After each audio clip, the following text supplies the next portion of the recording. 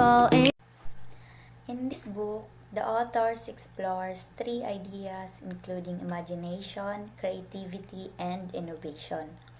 Imagination is being able to bring to mind things we are not currently experiencing, while creativity involves thinking about doing something and its applied imagination.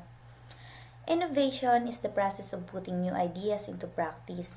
These three ideas are applied to the concept of creativity within a rapidly evolving culture within our organization, being creative leader in a vision of successful education. Though the content was interesting, at times thought-provoking, the learning to be creative part didn't appear until chapter 9 and 10, the last two of the book. However, there is a powerful underlying message for readers, especially for educators and parents. An education that includes instruction, not just experience, in the humanities, music, arts, history, etc., is essential as are opportunities for our games, personal interaction, playtime, and discussion. Though the message is perhaps a bit different from Robinson's intent for the book.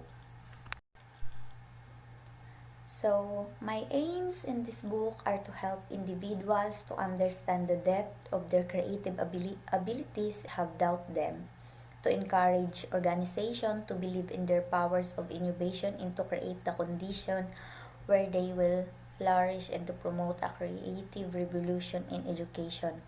Robinson 2013, page 216. Readers are likely familiar with Sir Ken Robinson. He is most famous for his TED Talks about education. He is also an educator and considered an expert on creativity. In fact, he acquired his title of Sir in 2013 when he was knighted by Queen Elizabeth II for his contribution to the arts in education. Robinson has done numerous talks related to K-12 schooling and creativity, and not all with TED. Robinson on creativity. I look forward to how Robinson and if he will describe for readers why we should be concerned about it. Creativity is closely linked to innovation, and innovation is a concept that our current culture places a high value on. Innovation and creativity are themes that many sectors appear preoccupied with: corporate organization, the startup community, and education. Robinson follows this line of thinking.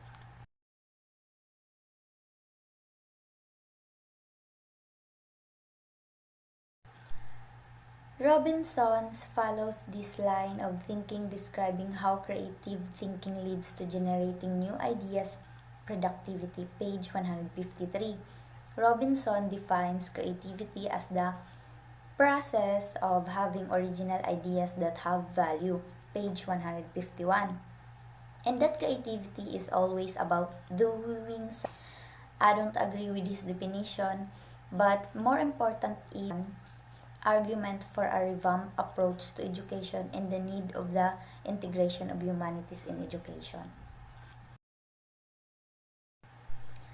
As the pressures of education continue to intensify, many students are simply not learning the personal skills they need to deal with modern life and in the increased pressure of continual assessment and being examined at every level, page 78.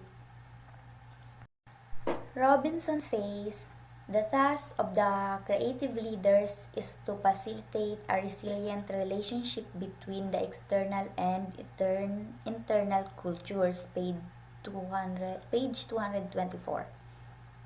It is fitting advice for any leader, through especially for those heading an institution that is resisting innovation. Chapter 10. Learning to be creative focuses on creativity in the education sector especially. Robinson provides many examples of schools successful in creating a culture of creativity and identifies the barriers to creativity. Though the readers could be discouraged in some ways as the changes required to instill creativity required a district, even statewide shift in approach to K-12 education, assessment methods, curriculum standards. However, there are several ideas individual educators can implement into the classroom. Robinson identifies and describes the three tasks of teaching: foraging, identifying, and fostering. Page 269. I personally agree with him. Schools, in their zeals to cater to science, technology, engineering, and math, or STEM, are stripping art, music, theater, and fitness from the equation. In a push for a standardized testing, we are developing clones that can answer multiple choice questions but are not creative enough to develop unique solutions. Robinson began by defining creativity and its importance to our ability to navigate in an increasingly complex and ever-changing world. He stressed that because of rapidly changing times driven by technology and population growth, we need to be able to think differently. We need to be more creative. He pointed out many recognize our key to success will be education and learning. But he also added, many succeeded only after they had recovered from their education. Page 8. Robinson noted our current education system is hampering progress because it designed and built for a period that is long gone. We need an updated education systems that serve this period in the future. Businesses are critical of the current education system because it is not producing the thoughtful, creative, self-confidence people they urgently need. Page 15. In chapter 4, Robinson continued with his examination of the history of education, but also included a quick look at how various technologies cause a shift in education and learning. He explored Thomas Kuhn's work.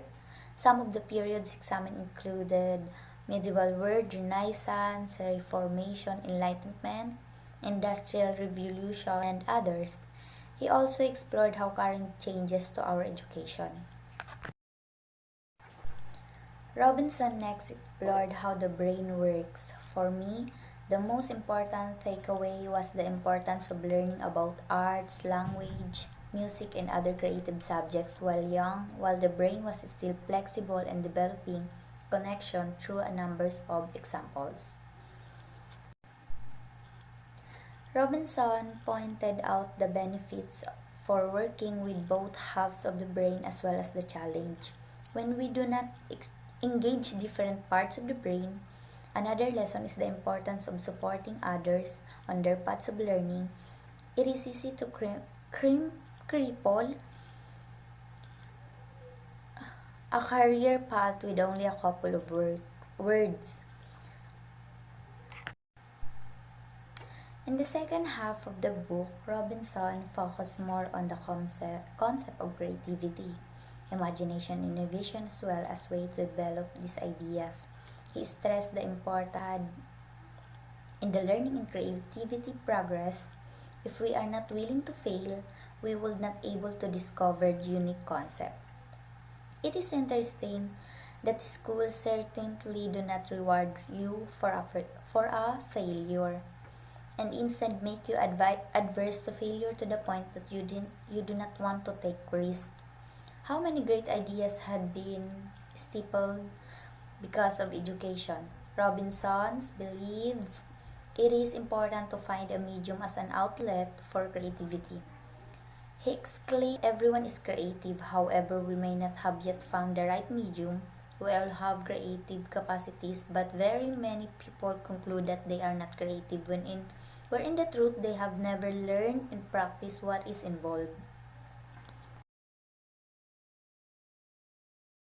Chapter 7 contain detail about scholars who have been pursuing a more creative education system such as Montessori and Dewey.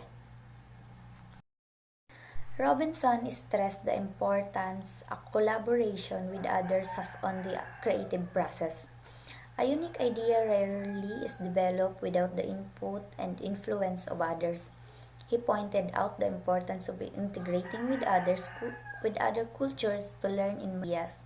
Again, he commented on the impact technology had on cultures and disciplines such as the arts, which resulted in a new art forms.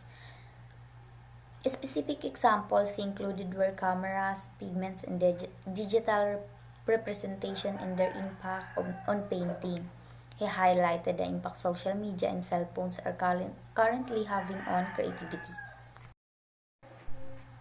I have personally been critical of our education system, especially as we narrow the scope of topics and eliminate essential topics necessary for creativity. While I believe my primary and secondary years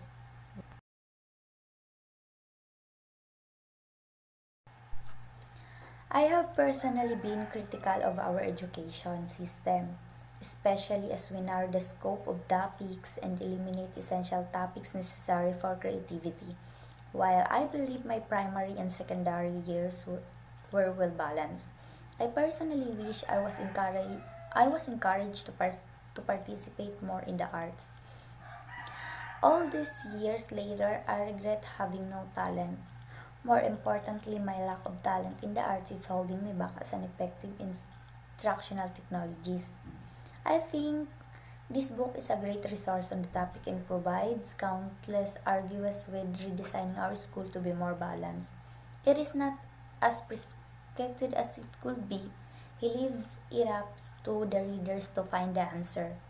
Instead of specific answers, he continuously raises questions. If you are involved in education in any manner, I would read this book again.